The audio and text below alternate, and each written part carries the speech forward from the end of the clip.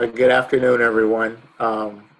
First and foremost, I hope everyone is safe and secure and feeling well. Um, this is allergy season for me, so I don't know. It seems like my nerves are a little bit spiked, but it's okay. Every sneeze is like, okay, is that it? But no, it's literally just allergies. So I appreciate you all taking the time to uh, come to this and hear a little bit about this collection development presentation I'm going to share with you all, and for participating in the Seedlings program with my good friend Chaitra Powell, who I've known for a number of years. We met years and years ago in Los Angeles, of all places, while I was actually doing some collection development work. She was working at the Mamie Clayton Museum and Library and gave me a tour and shared a lot about her work there and what she did as curator of that collection. So welcome and thanks for coming. So I'm going to take about an hour, hopefully, of your time, but I will pause in different spots to see if anyone has questions, as opposed to waiting until the very end in the event that we run short on time and someone has a pressing question that they really want to share with the group. So this is Collection Development Basics. My name is John Gartrell. I'm the director of the John Hope Franklin Research Center for African and African American History and Culture and the David M. Rubenstein Rare Book and Manuscript Library at Duke University. I've been at the Franklin Research Center for 7.5 years now. Prior to coming to Duke, I was the archivist at the Afro-American newspaper in Baltimore City. The Afro is the oldest African-American family-owned publication in the country, founded in 1892. And prior to my 4 years at the Afro, I was a research archivist at the Maryland State Archives in Annapolis, Maryland, working with the Legacy of Slavery in Maryland project there. So that's me, and my responsibilities at the Franklin Research Center is primarily the curator and lead collection development archivist for our collections related to African-American history and culture and the African diaspora of the West. I do a bunch of different projects.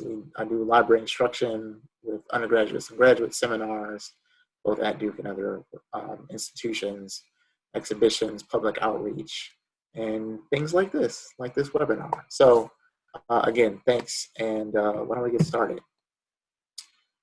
So my understanding of the outcomes and objectives is that you all will gain an understanding of collecting scope and its importance, develop skills to identify priorities and audience for collections, as well as learn what strategies and factors to employ when appraising collections, and that you all will become familiar with sample archival appraisal, accession, de-accession workflows, and key considerations. So I shared with Chaitra before we got on the call that I had a few slides kind of put together already, and I got an email last night that had a little bit of a description of some of you all's projects. And so I took a flamethrower to the other slides and decided to sort of try to integrate and work in some of the work that you all are already doing into the presentation. So it connects a little bit more, and but still give you some of the pillars of the collection development work that that we're here to talk about. So from the information that was shared with me, it looks like some of the issues that you all are dealing with in terms of the projects that you're working on already, working with digital and born digital formats, making oral history projects and records that are equitable in terms of partnerships between communities and the curatorial responsibilities of the researcher or the collector, troubleshooting and creative thinking around artificial and surrogate collecting. We'll talk a little bit more about that. and then best practices for storage and access to digital collections. Then sharing out projects and interviews with the community, developing exhibitions, copyright permissions, and collection sustainability in digital storage. So those are just some of the things that I had identified from what's going on already with your individual projects. And hopefully we'll kind of touch a little bit on most of these issues. And again, I'm open for questions along the way. So I want to talk a little bit about the difference between a collecting project and sort of building an archive. Collecting of projects or initiatives are meant to document and collect materials related to an individual, organization, or community, and that collecting usually takes a finite amount of time. Building an archive is bringing together groups of collections of similar subject matter, background, and scope. It's really more of a long-term, really a lifetime commitment to preservation of those materials and access to those materials. So let's talk a little bit about the pros and cons of each. For collecting projects, and I've had an opportunity to work on a few of these in the scope of the Franklin Center. Projects, these are designed to be really vital and important initiatives that are meant to document and collect materials related to an individual, organization, or community.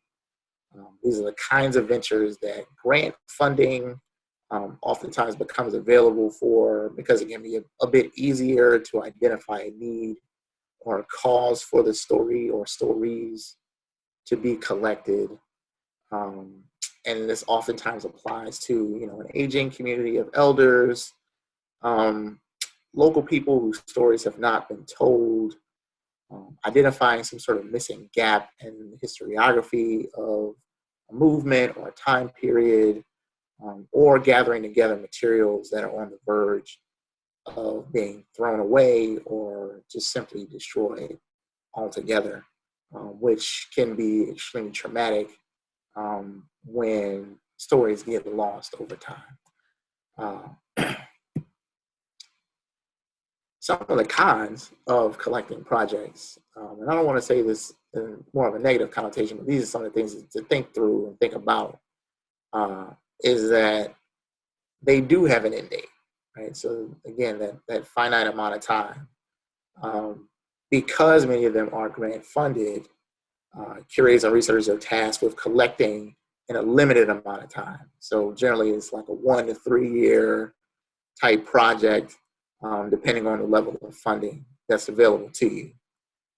This means that in a short amount of time, you're responsible for identifying who and what can be collected or should be collected, moving that body of material into a stable repository setting, whether that's digital or a traditional setting like a library or special collections, historical society, etc.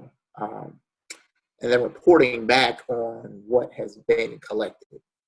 Now, here's one of the great sleights of hands of grant work, is that grantors almost always want you to have some sort of sustainability plan in place for what it is you're going to do, but it's their funding that got the project off the ground in the first place. And so oftentimes, for those of you who've worked on grant projects before, you know this very intimately, that when the funding runs out, there's usually this collective of, well, what are we going to do next? Or how are we going to keep it going? And they're willing to grant you money for this work and then take it away after the agreed upon terms, but you have to make the collection sustainable, and you are held accountable to both the grantor and the community that you've been collecting. And that can be really daunting, because for the community members and partners who you've been working with, sometimes they can feel abandoned and used in some respects when that project ends and there's no either planning ahead of time, or there has not readily been identified a new funding source to kind of keep that project or initiative going. So in terms of building an archive, and again, the difference, this is the long game, okay? And more often than not, starts with focusing on a community, but it's meant to look for opportunities to build upon its starting point. The archive can, for sure, use grant funding along the way. Many archives apply to grants and do grant project work, but as an institution, it's meant to be, there's a commitment to saving and preserving history in a way that isn't always there for a project. So for my money, the most important thing an archive does is preserve and share those collections with a research public that views it as a reliable source of the raw materials of the past. This is done in perpetuity, and that's regardless of environmental or climate factors, changes in technology, and change of staff or caretakers. And again, centering this on the preservation and access piece, one thing that I almost always share when I do talks in terms of like, well, what is an archive? If you aren't giving access to materials, then you've got a really nice, expensive HVAC system that's just keeping stuff cold. The access part is what really makes an archive active, functional. And I understand that access comes in many different forms. One of the challenges that we have at Duke is we have a lot of wonderful classes that do sort of these semester-long projects that build materials and build an archive, right? And they usually create some sort of website using an open source publishing platform. And once the class is over, that's it. Like all the stuff is online, it's just sitting there. Nobody's there to maintain it. Nobody's there to kind of keep it updated. And as the technology evolves, it just becomes like this old thing that's sitting in an internet archive, if it even makes it there. So what are some of the cons for building an archive? Although it's amenable to emerging opportunities, I definitely have not found archives to be nimble. We don't always function that way. And we can be really bound to traditions and practices and procedures. Institutional archives are often viewed as elite and unwelcoming to the communities whose stories have been placed there. So I'm sure some of you have likely experienced having conversations with people in terms of trying to preserve their stories, and the evidence of distrust and who has access to those stories. Will they have access to the stories? Will their children, grandchildren, et cetera, have access? Or will it just be something that, you know, ends up on somebody's shelf somewhere, and they don't want their stories there?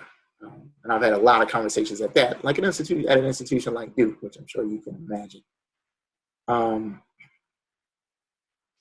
There's also a little bit of a lack of sustainability for long-term funding for archives. Most archives are not like my repository at Duke. We have a large staff, really qualified, wonderful colleagues. Most archives are like one people shops, maybe a half person, if you have that. And, you know, most people know what a museum is and they know what a library is, but if you ask them like what an archive is and what it does, and they kind of fumble with it because it's not always apparent on the surface level what kind of work goes into sustaining an archive. So that understaffing can oftentimes lead to collections being in process for long periods of time. It almost becomes like a vicious cycle sometimes where, again, you've worked with a community, you bring your collections in, and then the collections just sit there. and the community wonders, well, what's going on with our stuff?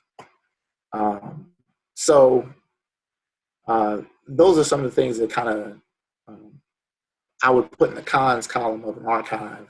And again, going back to that lack of nimbleness, sometimes there really is a need to, like, on a dime, like, begin collecting things, and it doesn't always, it's not always apparent in an archive in the way that it is in a project where you can just kind of hit the ground running and go. You got your funding in place.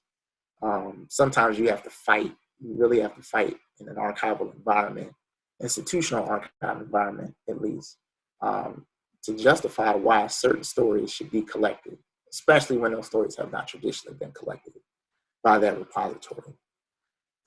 So it's really important to, whether you're building a collection or working on a collection project or you're building an archive, to think critically about our work and really ask, what is our policy and what will the scope of that work be? So like I said, I could see from some of you all's backgrounds that you've already begun to think about some of these matters, but let's dig into a few points that might be useful. So creating a collection policy. Most collecting policies incorporate some sort of mission statement. So the Franklin Research Center's mission statement reads thusly: the Franklin Research Center collects, preserves, and promotes the use of published and unpublished primary sources for the exploration, understanding, and advancement of scholarship of the history and culture of Africa and the people of the African diaspora in the Americas. So some of the questions that you're trying to ask yourself are, what are you trying to accomplish with the collection? How does the archive serve your community? What is the community that you're trying to reach? Is it a teaching archive? Is it a research archive? Is it a preservation archive?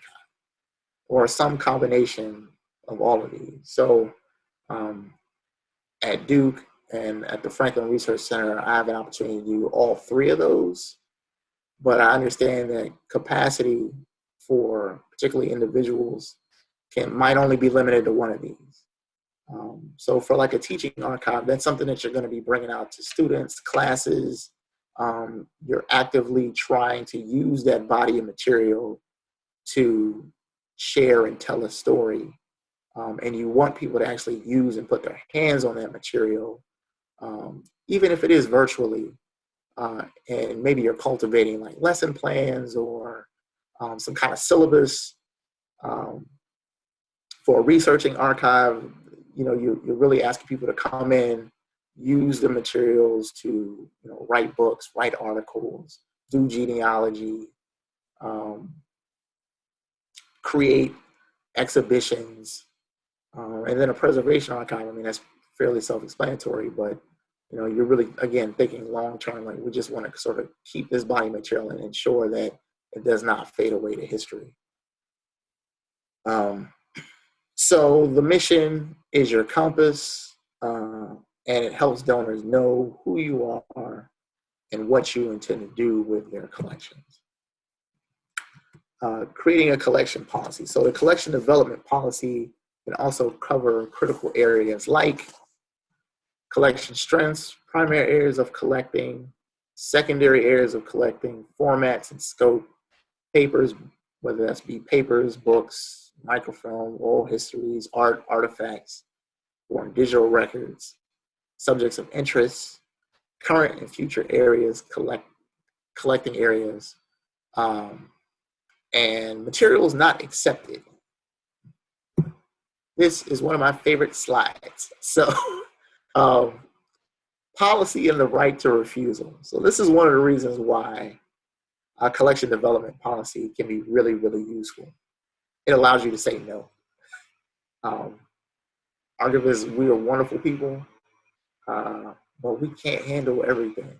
And we might think we can, but the truth is it's not always the case. But it is one of the more challenging words in collecting is saying no, because something they don't often teach you in classes, formal settings is that when you choose not to add a collection from someone, it can often feel like you're rejecting them as much as you're rejecting their stuff, their collection. Curating is really personal. It's an intimate interaction.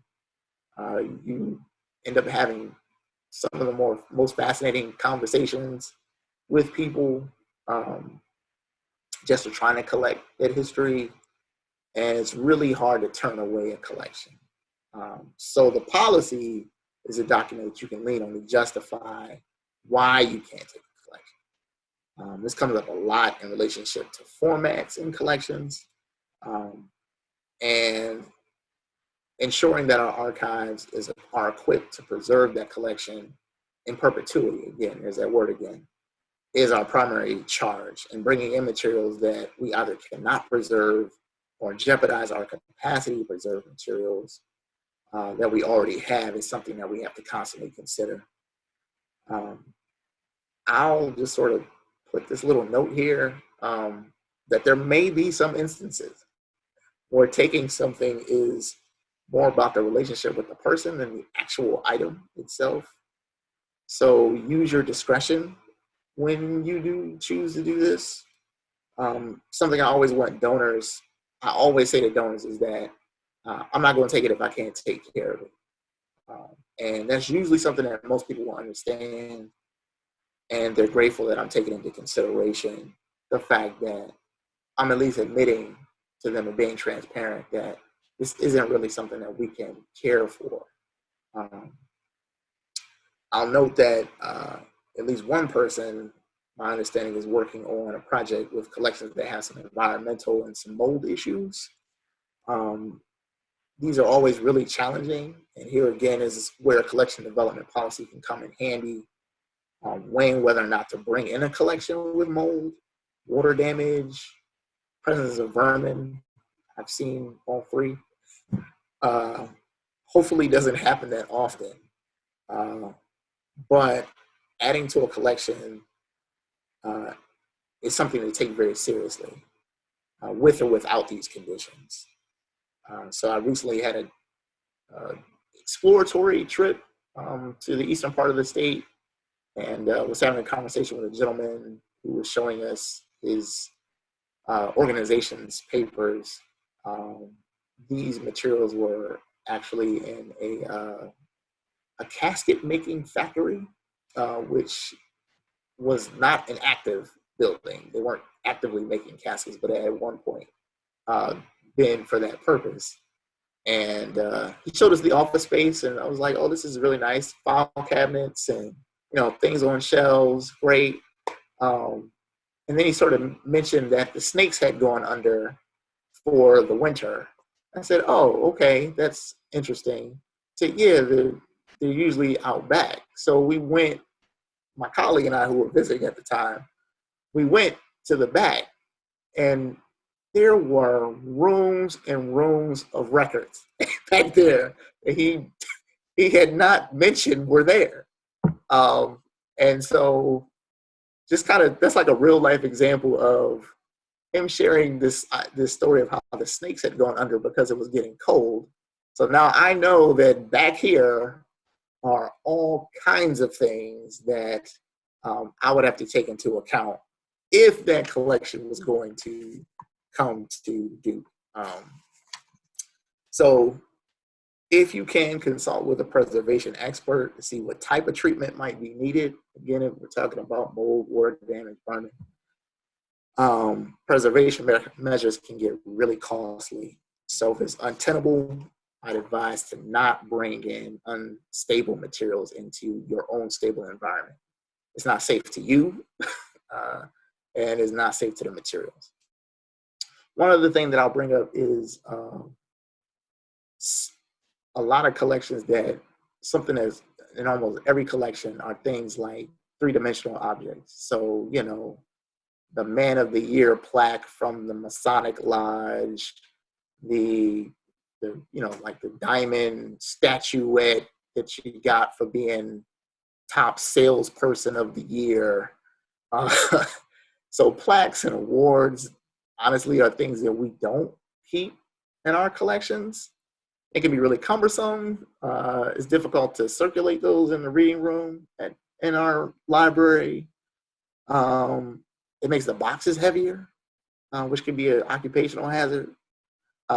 And most people aren't going to request them anyway. So one thing that I started to do in terms of having conversations with my technical services colleagues who process the collections is, well, let's try to document that these things actually existed. So we began taking photographs of the plaques and saving them either to like a thumb drive or actually printing out the photos and then inserting those into the collection and writing out in the notes of the finding aid that, you know, awards, you know, certain things you are going to keep. I mean, you know, if somebody was really active in, like, say, the NAACP, like John Hope Franklin has a Medal of Freedom. We're not going to throw that away, obviously. We do have it. But other things, you know, you really have to weigh whether or not, going back to your collecting policy and your mission, whether it's something that really needs to be kept.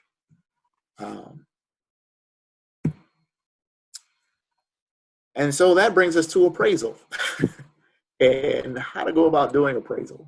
Now, I'll note that appraisal has two connotations in the archival world. There is the monetary appraisal, and then there's the collection appraisal. The monetary appraisal should not be done by you. It should be done by an expert who's either a book dealer or seller, someone who's authenticated to assess its collection's monetary value. Because when a person donates the material, what they're going to do is they're going to turn in that appraisal to the IRS, and then they're going to get a tax write-off for that donation. That is not your job. It's also a conflict of interest, and it's unethical. The appraisal that I'm talking about, however, is actually looking at the materials before you begin processing it. So this is the level before processing actually starts. So you've got your pre-accession appraisal and your post-accession appraisal. In the pre-accession stage, this allows you to see how a collection may have been organized by the creator themselves. That can be really useful for provenance and assisting with processing. It allows you to save a bit on supplies so you can weed and leave things behind that you know for sure that you aren't going to take, because you're going to transfer all that to archival safe boxes, folders, etc. This process allows you to ask really pertinent questions of the creator and really get them thinking about the value of their collection. And in general, knowing what you're about to bring into the archive can be a lot less stressful. So I often get emails from our receiving bay that a collection has arrived that I had no idea was coming. No heads up, no email, no phone call, nothing. So it is refreshing and nice to be able to put my eyes on something before it actually comes, so I can have conversations with my colleagues about the best way to ensure the transition is smooth. In the post-accession phase, however, appraisal is a really critical tool as well. So keep in mind, again, that appraisal and processing are two different skills. And legacy collections, so collections that may already be in your repository, can oftentimes use an appraisal even after they've been there for years and years. So in the post-acquisition phase, you can review materials without the pressure to move them. So often the acquisitions occur under some kind of duress. So there's a threat of a creator has passed away or on the verge of passing away. There's a move, there's a downsizing, some environmental hazard might be taking place. So the ability to move through the materials at your own pace in the post-accession phase can be a little less stressful. There's less pressure from the donor and curator, who might ask questions that you can't readily answer on the spot. You may need time to determine if there are duplicate materials in your collection already. And even with process collections, there may be things that were overlooked that you can now determine whether to keep, to offer back to the donor, or to deaccession and even discard in some cases. So I'm actually in the midst of doing an appraisal project right now for a collection that we've had for 20 plus years. And I just finished up an appraisal project for a collection that we've had for about 15 years. That particular collection was an ophthalmologist who's local here in Durham, and his guide was already published online, but our head of processing said, I think there's some things in here that you should probably take a look at. So I walked through each box individually. They had already been folded, labeled, whole nine. And there were definitely some things in there that did not need to be in there. There were actually a few medical records that we overlooked, that we kind of missed on the first pass, that need to be removed. There was trash. I mean, like literally just random receipts of things. Even some newspapers that were like just totally ephemeral, nothing to do at all with anything really. Another collection I could think of in terms of the post-accession phase was one of those collections that just kind of showed up on the door. This was the scholars' papers. And as I began to go through and appraise what was there, I came across a letter from her niece. I was like, okay, let me just kind of put this to the side. And then I found another letter and another letter and another letter. And I thought, oh, okay, so this is actually like a relationship that's lasted over years.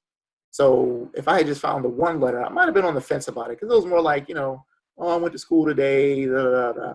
But the sequence and the compilation of letters from the scholar and the niece and the correspondence between the two shows the kind of relationship that a researcher might be interested in. So again, it's not necessarily something that you're going to get right out the box the first time, but the more you do it, the more reps you get, the better you get at it.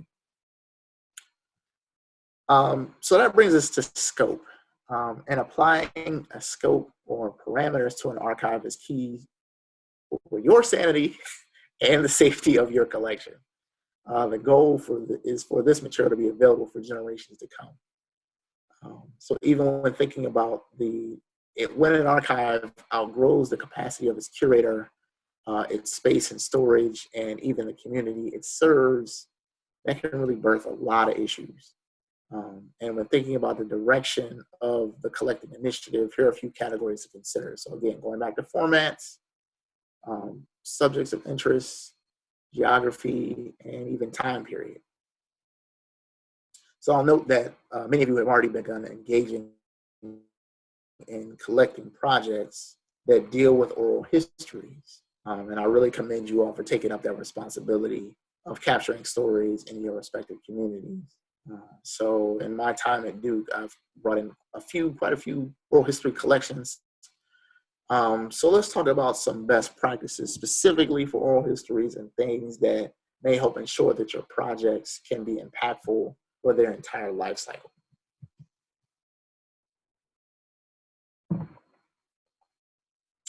So for those of you all who are just sort of starting out on this, as I mentioned before, start with your mission and your collecting policy. Be clear about why you're collecting specific stories. Next, you'll want community buy-in. I can share my own experience of working with veterans from the Student Nonviolent Coordinating Committee that might be useful, or SNCC. So in 2013, the libraries at Duke, the Center for Documentary Studies at Duke, and the SNCC Legacy Project, which is an organization comprised of veterans of SNCC based in DC, but really they're spread out throughout the country. We entered into a partnership to create a web portal that would tell the documentary history of the organization, the local people who collaborated with SNCC, key events that proved impactful during the civil rights movement, and to bring SNCC activists to campus at Duke to record and create their own projects that would give personal insight into their activism. A key part of that partnership was working with SNCC vets to bring archival materials from their attics and basements and bring them into the archive. This was not an easy sell at all. You can imagine that civil rights activists who've been doing this kind of work for 50 years and 60 years and were pivotal in overthrowing Jim Crow segregation aren't exactly trusting of private white institutions in the South. Just not, those things don't really jive. But over time, as the SNCC vets saw the labor that was being poured into making the site a success, which I've put up on the screen. So this is the SNCC Digital Gateway here, at least the homepage. They began to see the Franklin Research Center as a viable repository for their materials. At the center of this collecting were two things. One, the SNCC vets wanted to maintain copyright to their materials, but also make the material shareable without restrictions, particularly as they were made available online. So we leaned heavily on Creative Commons licensing. And here's the language on the Gateway site under our citation and copyright that notes that if an article or work on the site includes the name of the author, that author owns the copyright to the article or work. And so we used a Creative Commons attribution non-commercial license to make that site, that content available while also maintaining the copyright. So we leaned heavily on Creative Commons license agreements that gave the veterans confidence that both of those requests will remain intact. We use an attribution non-commercial 4.0 license and all our language for recordings, for audio and video related to the project. That allowed the users to share, redistribute in any format or medium. Any non-commercial use must be attributed. Creators maintain copyright for commercial licensing. So if someone is doing a commercial venture, then they have to get in touch with the creator in order for permission and licensing. And there are definitely a number of Creative Commons options. These are 4 of the licensing conditions on the slide here.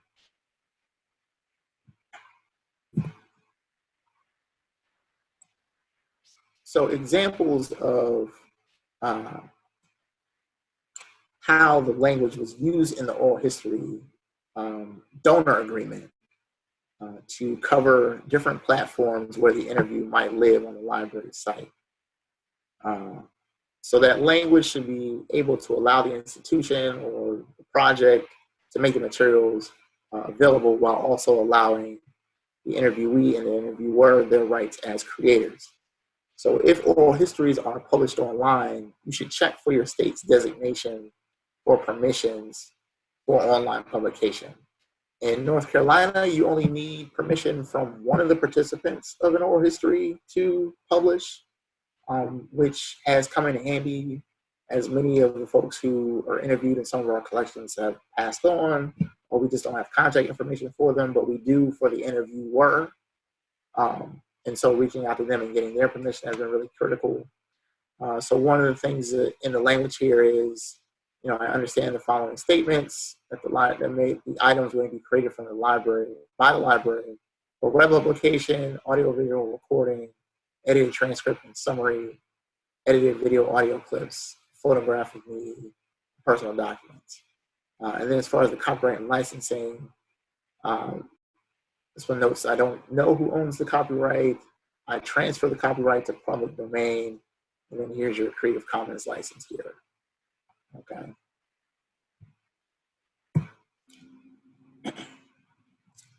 So once you've conducted your interviews and you have your files, I'm going to assume here that you're creating digital files, but if you are using analog, then let me know.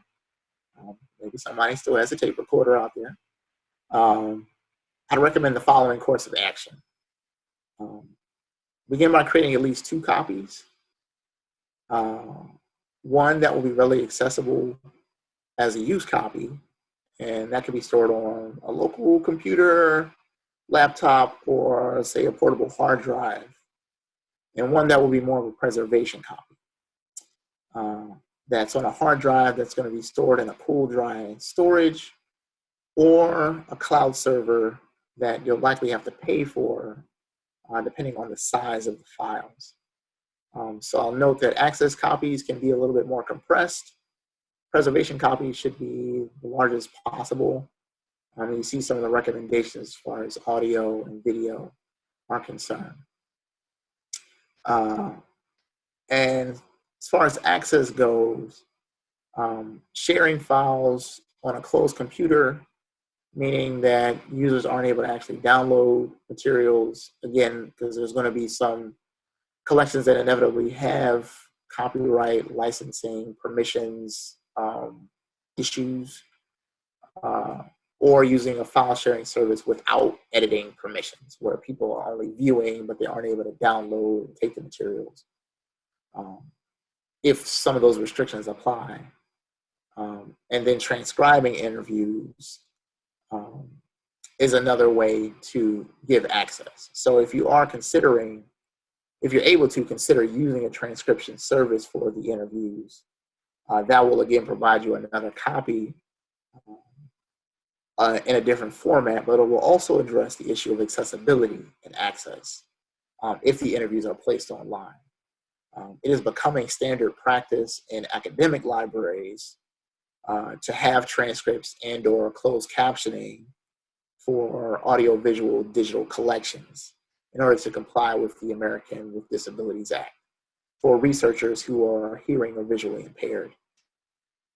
Another aspect of the SNCC project that was critical for collective buy-in from that community was that when we recorded critical oral history sessions, which are group sessions that are often led by scholars, where you maybe have 6 to 10 SNCC veterans kind of discussing a singular issue.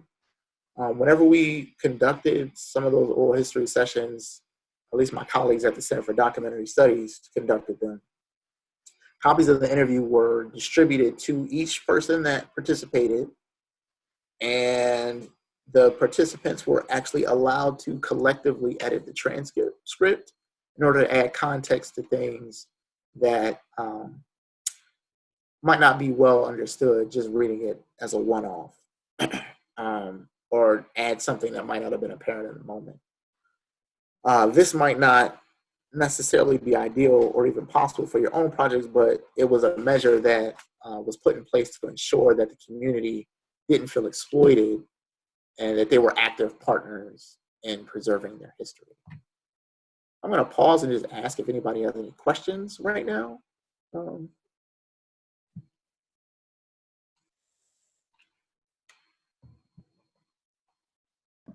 Okay.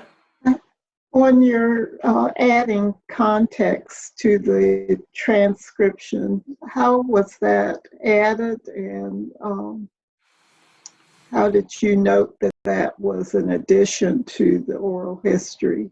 Okay.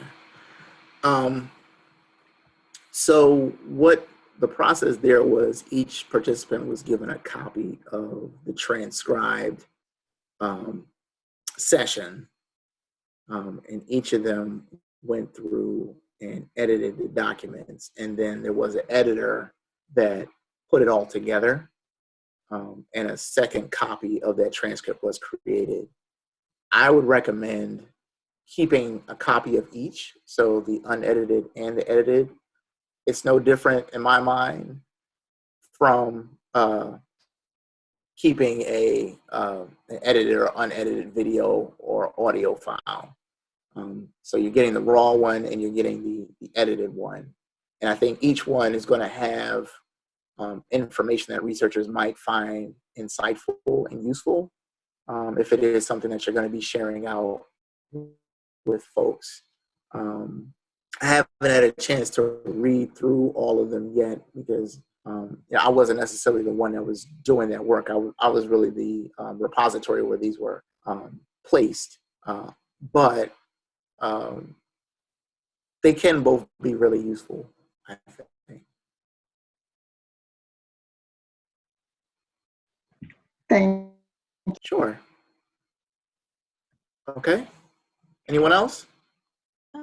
Hello, can you hear me? Yes.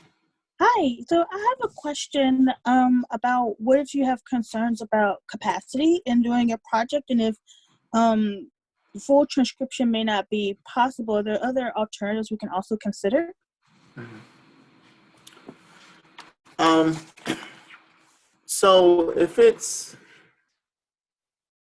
you could potentially just try to glean out some metadata and topics in the sort of the interviews to kind of give a little bit of a broader sense of what some of the context is in the interviews. I know transcription could be like a really daunting process, and the thing about transcription is it's done in real time. It's the same thing with transferring video and audio. Um, so I think you kind of have to judge for yourself what your own capacity is in that regard. And it might be useful in your listening back to just kind of draw out some of the themes that were discussed. And actually, that's actually kind of a perfect bleed into my next slide in terms of how transcripts can be useful for metadata harvesting. And pulling out recurring topics and themes, even in like a shorthand, might be useful if you can't do a full-on transcription. I'll note, however, that there's no perfect way to harvest metadata. One thing I've discovered in particular with one of our more popular collections, which is here on the slide, is the Behind the Veil collection at Duke, is that as research interests evolve, it's quite likely that the data will be limited in the course of 5 to 10 years. So this particular project is about 1,200 interviews. We have 410 that are online right now. And these were interviews conducted by researchers and graduate students and scholars through the Center for Documentary Studies at Duke, and they donated the materials to the Franklin Center. All these interviews were conducted in the mid-1990s, and they were meant to document the experience of African Americans who grew up during the era of Jim Crow. So as you can see here, some of the topics and themes that were in sort of the spreadsheet that they were trying to capture in the metadata, we captured the state, the interviewee, where the person was born, their gender, occupation, who the interviewer is, and the series, meaning the location or the locale where the interview took place.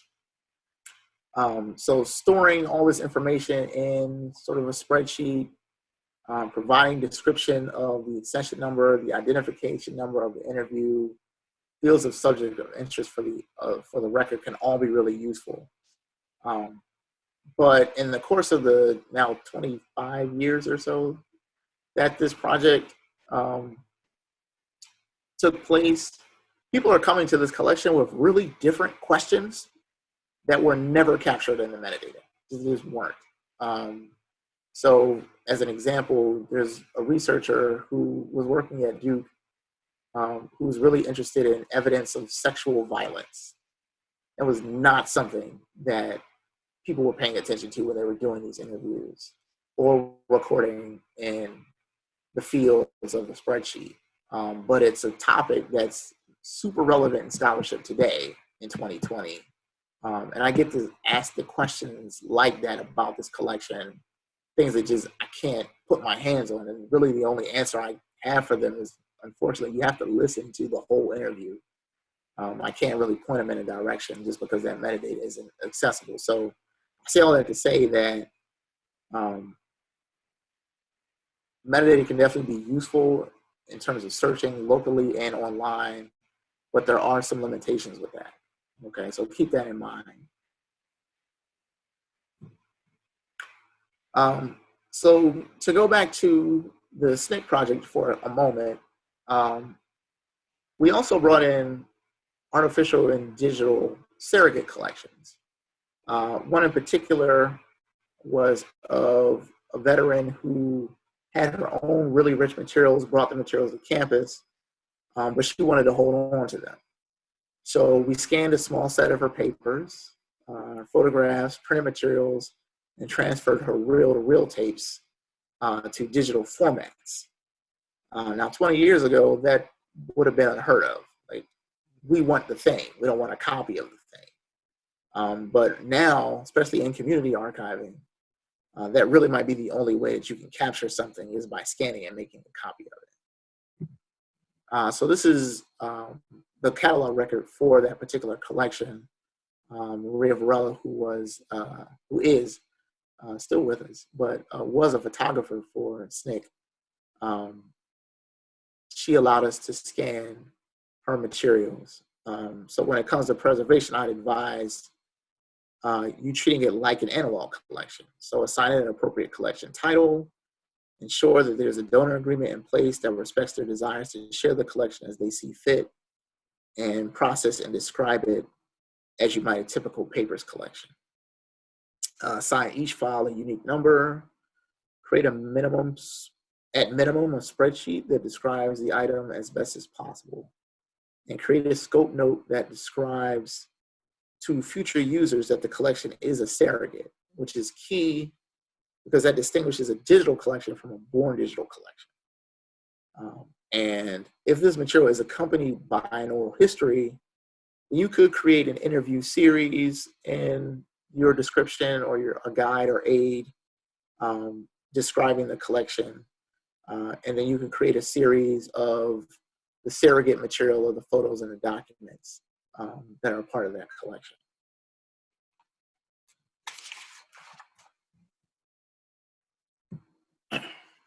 And so I'll end on this particular note, collector's remorse.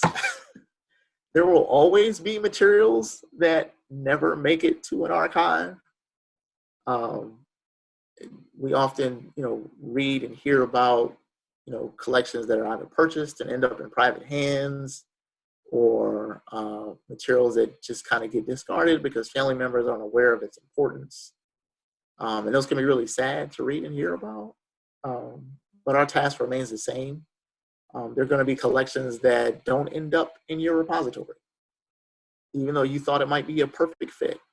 But we got to keep striving to find and bring in materials that support the mission and the collecting scope, and continue to work with community and network partners for new opportunities. And in the end, I believe our work will ultimately legitimize our respective collections. So with that, I say thank you, and I'll open it up to more questions if anyone has them.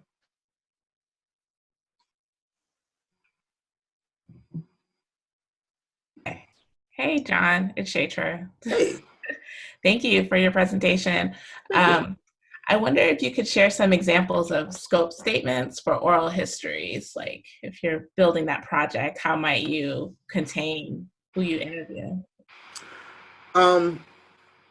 I think one of the things to consider is, particularly if it's a community collaborative project, is who does the community identify as people whose stories need to be told. I would sort of put at the top of the list people who are, elders in the community, higher up in age, or those who might have health challenges. Going back to the SNCC project again, we actually had an editorial board that was a part of that project. And when we brought people to campus, the editorial board were the ones that selected what the topic would be and who the participants would be. So having that kind of selection process spread out kind of alleviates some questioning of, well, why did this person get chosen and why didn't I get asked, et cetera, et cetera. And it proved to be really, really important because in the course of 2 years, we interviewed about maybe 20 veterans or so. And unfortunately, 3 of them passed away not soon after they were interviewed. So we, while sad, we were able to take pride in the fact that they were allowed to tell their story and give their side of things. I know it can be really daunting in community projects, especially when you want to talk to everybody. I would say, as far as scope, again, go back to what it is you're trying to capture. So if you're trying to capture business history of an area, you might not necessarily talk to the preacher at the Baptist church, right? You want to focus on people who have started businesses or in that field. So again, focus on your subject areas, identify people who, we'll just say are at risk at this point, and kind of go from there. And if you can have other voices who can collectively say, oh no, you need to go speak to Mr. Johnson because he did this, this, and this, because you might be dropping into a community and not know. And then you end up talking to the wrong people, and then that project becomes illegitimate in the eyes of the people who you're trying to document. Yeah, nice, thanks. Are you able to see the chat box on the side? Hold on a second. Let's see. I don't think I do not see the chat box. Oh, wow. Let me And- share. There's a question about medical records and other personal protected information. Can you dope. Mine's at the bottom, a little link that you can click. You see all I've got. John, have you helped any communities to set up a more sustainable collection? I have not. Oh, there's the chat. I see it right now. There we go. All right, I've got the chat open now. So your question about helping other communities set up in a sustainable, I haven't directly. Mostly it's more sort of me giving advice about certain things when I've had people or spoken with people. In my current capacity, my focus is really more on bringing things to Duke. But people will often ask me, is there like a specific thing that you kind of want to hone in on, or a project that you're thinking about? I just know the local communities are working with trying to set up their own collections and to make it in a way that's preserved, dealing with saving files in their, either on an external hard drive or what would be recommended for storing those files. And so I know I spend a lot of time on digital stuff, but I still go to bat for paper. So if you have paper, I would say try to get it into a stable environment. So if that's archival boxes and folders, try to get those kind of supplies and get it into a stable environment first. Because if those are kind of falling apart, then your digital record is going to reflect that anyway. And the other thing that I would think about is, again, having collective voice. Normally there's usually like one person in a community that's collecting everything, except for maybe like I don't know, we all know that person at church that keeps every church program, right? So identifying who those people are can be really useful, because again, going back to the scope part of it, you don't want to waste your time chasing around people for materials, when if you just talk to the community members and say, who are the people I need to talk to, that can be really useful and helpful. Hopefully that answers your question a little, at least to a degree. I want to get to the question about medical records, but does that help? Yes, thanks. Okay. So medical records and personal protected information.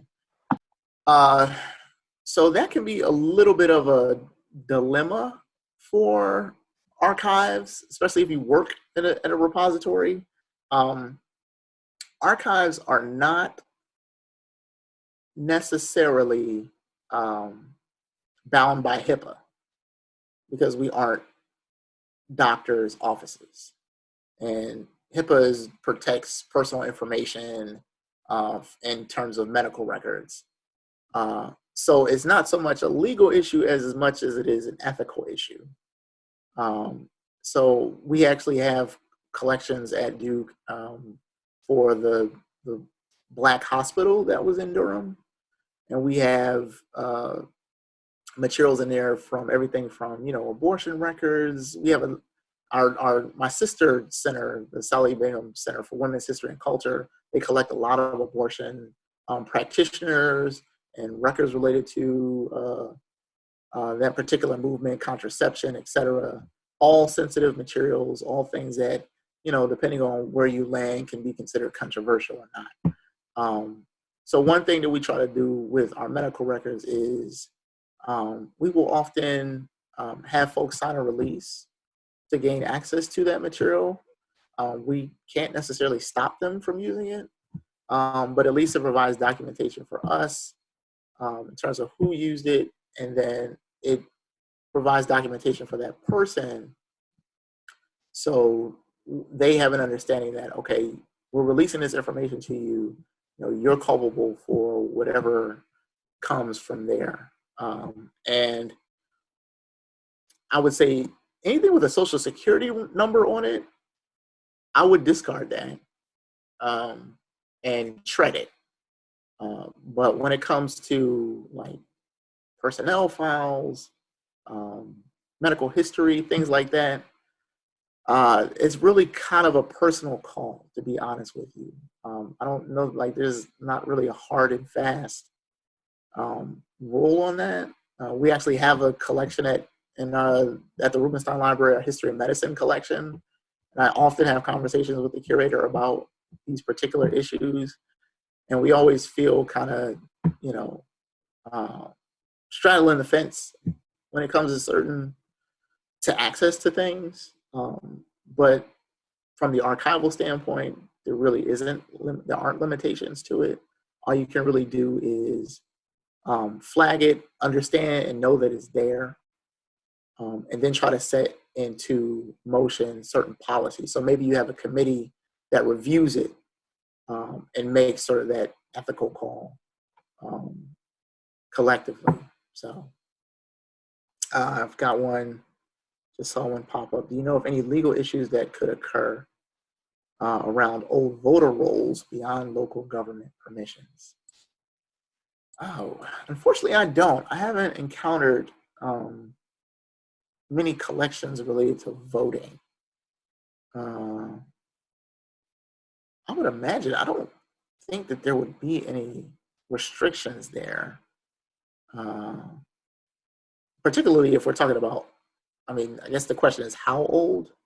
If we're talking early 20th, 19th century, okay, pre-1960. I'm going to say I'm not an expert at that. If my gut would be that enough time has passed that might not matter as much, that there might not be an issue, but you probably just need to check on your local and state government stipulations on what those might be.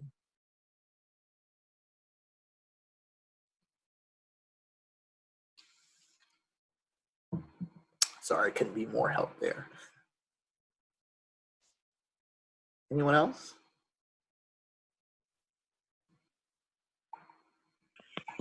John, this is Sarita Austin in Tennessee. Yes. And I was going to type the question, but it was taking too long. I didn't want you to go away. Okay. But going back to oral histories and collecting oral oral interviews, quite often, I think, as soon as you let they kind of tense up. You don't get the full authenticity of whatever the storyline is that they were going to share. And in a case like this, we want that for sure. Do you have any suggestions or advice on the best way of collecting and being able to record and interview data, things like that? Because you can only write so much. If I'm just taking notes during the interview, you're going to miss something or you're going to forget something. And so I have a preference to record. Do you have any suggestions on how to, just make sure your interviewees stay open to fully share? Yeah, I would say you could, depending on your relationship with the person, and if it's someone that you know, they may or may not be willing to share with you. I think you just kind of have to take it for what it is. You can always ask follow-up questions. Don't be afraid to let the pregnant pause kind of sit there. And then if it seems like it's dragging on, just kind of ask the follow-up question. And it's okay to kind of circle back to something in the course of the interview. If, it seems like they might be a little bit hesitant, just kind of move on and then make a note to yourself to come back to it and say, oh, remember we were talking about this, that, and the third. I think the other thing as far as oral histories are concerned is that there's a science behind it, but you have to kind of remember that you're capturing that person's memory in that moment. And I think we've all had conversations where we go, oh, I should have said, or I meant to say, with people. So even maybe consider doing like a follow-up just to say, I really appreciate you doing this. Was there anything else that you wanted to share? And that might kind of prompt them. They might go, well, yeah, we know when you left, this came to mind. So that might be something to consider as well.